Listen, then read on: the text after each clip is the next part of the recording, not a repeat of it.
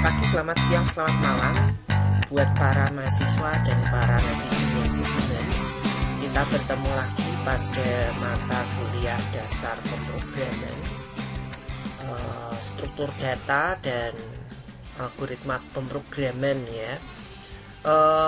Mungkin di sini ya khususnya untuk mahasiswa dasar pemrograman dan struktur data di semester ganjil ya, kalian akan menggunakan code block ya.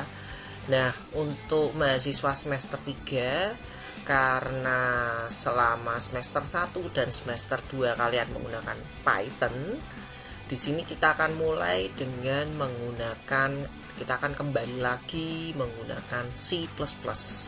Nah, untuk melakukan coding ya untuk C++, kalian bisa menggunakan code block ya. Code block itu adalah semacam IDE ya, salah satu bentuk IDE yang gratis ya, gratis.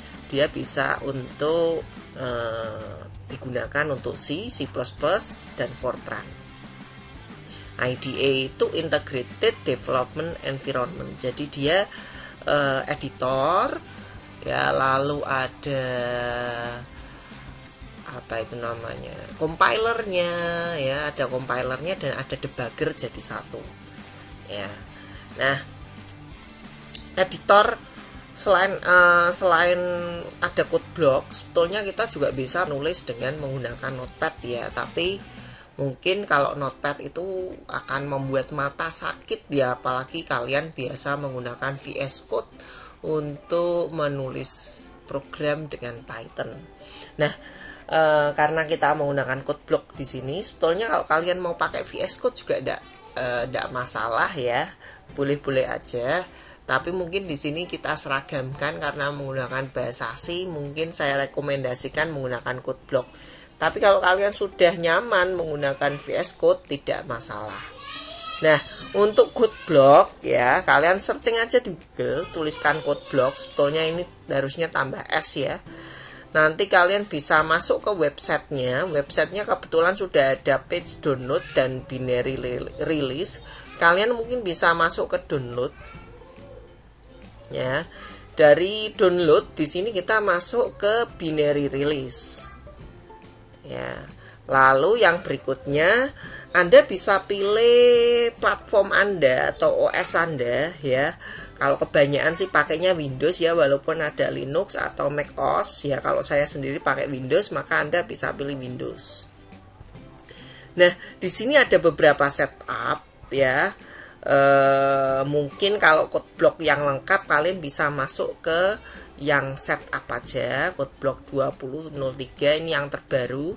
Nanti kalian bisa download dari FossHub seperti ini ya, nanti dia automatically akan download ya.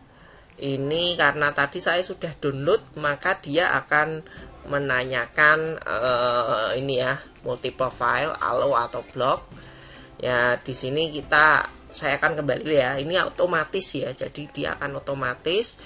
Nah, saya sudah selesai download ya, maka saya akan coba untuk melakukan instalasi ya, instalasi code block. Ini filenya. Nah, di sini kita coba install ya. Ini oke, saya yes.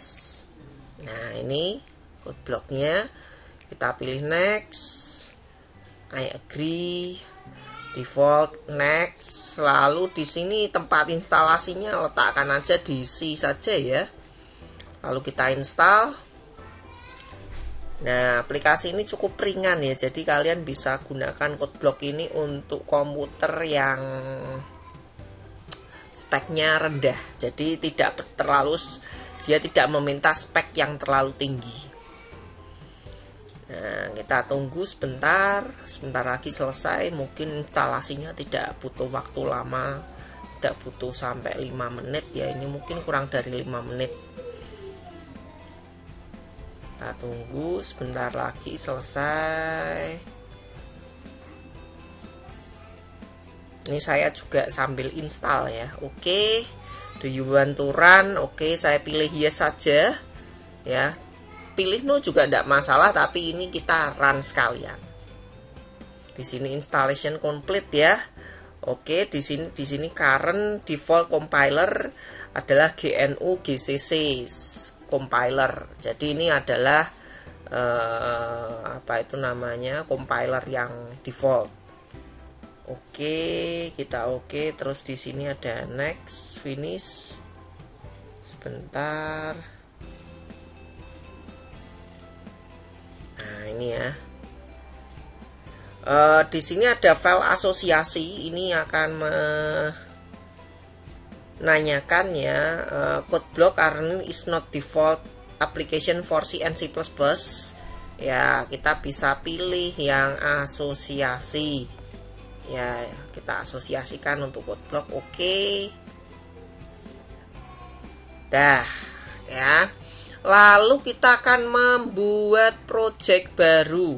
Ya, sekalian kita akan coba untuk membuat project baru. Di sini kita create, kita pilih yang console application ya, console application. Nah, lalu kita pilih next. Kita pilih yang C++. Lalu kita tulis projectnya ya, projectnya misalnya percobaan pertama. Ini ya, lalu kita letakkan di mana di sini, taruh saja di, saya meletakkan mungkin di folder struct.dat ya, kebetulan di sini saya mengajar pertama di struct.dat, jadi saya letakkan dulu di struct.dat saja. Nah, ini ya, ini kode.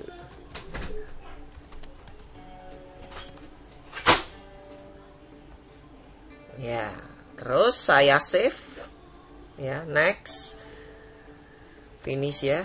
Oke. Nah, oke, di sini lalu kita klik source, lalu kita pilih klik main CPP ya. Di sini saya akan menggunakan langsung main CPP. Nah, untuk menggunakan source code dari C++ ya, di sini ada include ya, ada include. Ini fungsinya untuk mengambil library ya, library dari IOStream.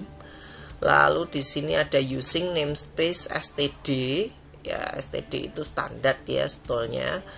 Lalu di sini ya, kita belum menggunakan kelas ya. Di sini kita tidak menggunakan kelas, belum digunakan kelas.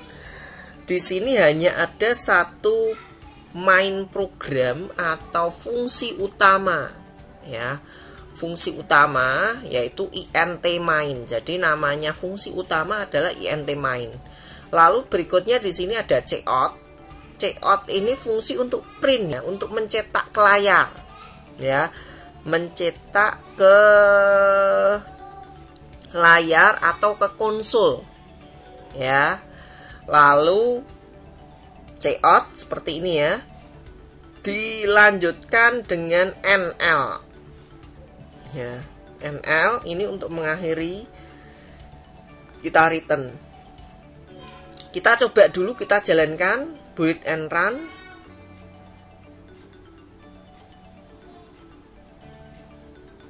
Nah, tadi ada sedikit error ya, tidak bisa di running ya, atau tidak bisa di compile dan running. Nah, kenapa kok tidak bisa di compile dan running? Kalau kita tadi lihat di awal itu ada yang belum terinstall adalah GNU C compiler. Nah, GNU C compiler itu ada di mana sih? Ada di sini.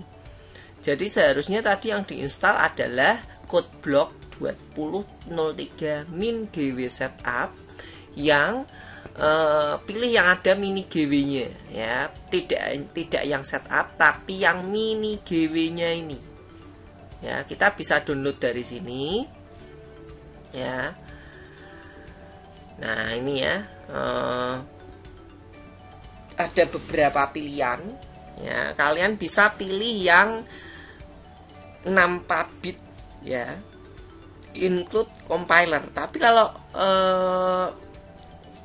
laptop atau komputer Anda itu Windows-nya 32 bit, ya menggunakan 32 bit. Ya, seperti ini. Bisa pilih yang ini. Nah, saya sudah download ya. Ini akan saya coba install ulang lagi ya. Tadi sudah saya uninstall ya yang pertama. Terus ini saya akan coba install yang mini GW setup. Ya, nanti kita coba ulang lagi ya. Nggak apa-apa. Tadi memang ada error, tapi ya nggak masalah lah. Oke, kita jalankan. Nah, ini sebetulnya sama persis dengan yang tadi. Yang berbeda yaitu dia ada tambahan mini GW. Nah, apa sih mini GW? Mini GW itu ada isinya adalah compiler C. Ya, mid compiler C.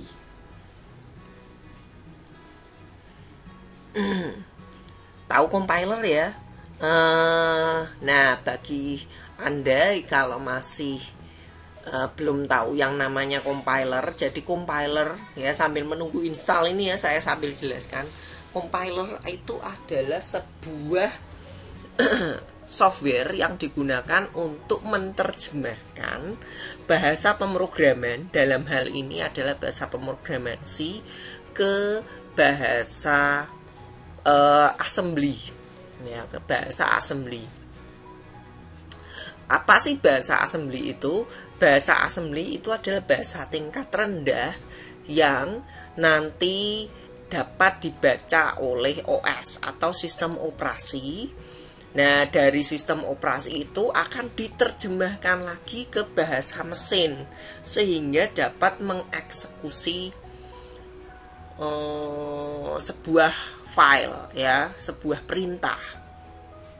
Nah, mungkin di sini ya, bagi kalian yang semester 3 yang sudah ngambil sudet, kalau ada pertanyaan, Pak, ya, sambil nunggu install ya, Pak, kenapa kok kita harus pindah ya dari Python ke bahasa C? Lalu apa sih kelebihannya bahasa C? Nah, boleh dilihat ya bahwa bahasa C itu sebetulnya lebih kuno daripada bahasa Python, tapi ya dengan menggunakan bahasa C maka kita akan lebih tertantang, tantangannya lebih banyak.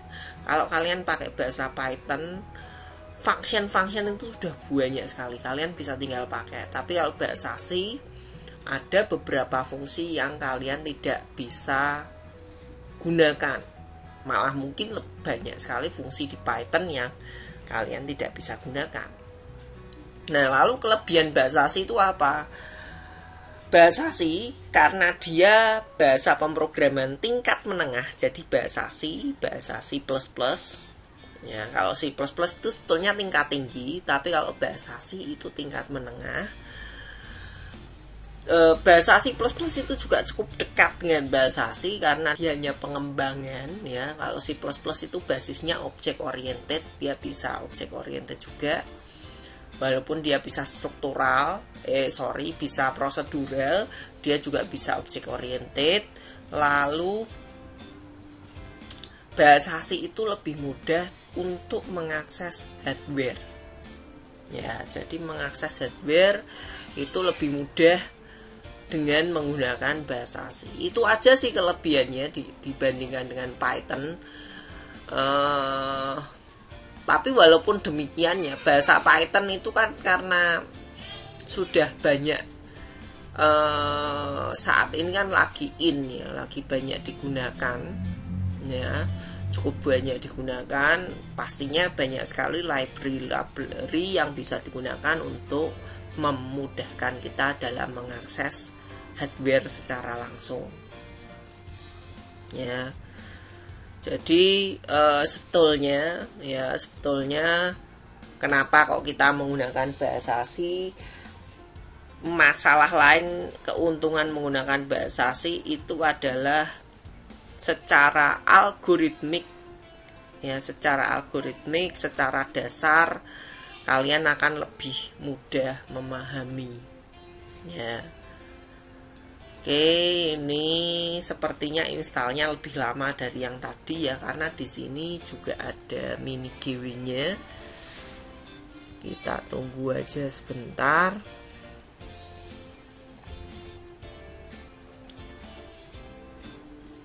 Masih belum selesai. Sepertinya installnya masih ada 5 menitan ya, kurang lebih ya. Mungkin ada 5 menit, ditunggu aja sebentar.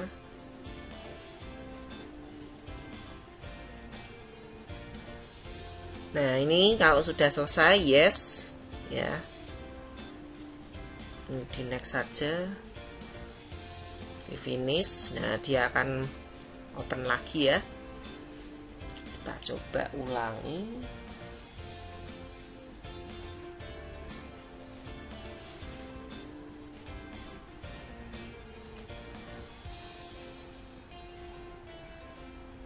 Kita pastikan MinGW sudah terinstall ya.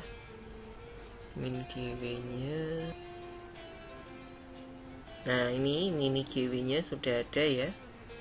Kita coba bikin project console go next C++. Nah, kita coba lagi ya. Percobaan 1 next override ya. Oke, override yes. Tadi karena sudah ada yes. Kita masuk ke source, kita buat main CPP, kita coba jalankan lagi. Nah, ini ya sudah jalan ya. Kalau tadi kan error. Nah, dia akan memunculkan hello world seperti ini ya. Mungkin kurang lebih seperti itu ya. Ini penjelasannya. Nanti saya akan jelaskan lebih detail ya mengenai coding standar dari C++ pada CodeBlock. Terima kasih dan selamat belajar.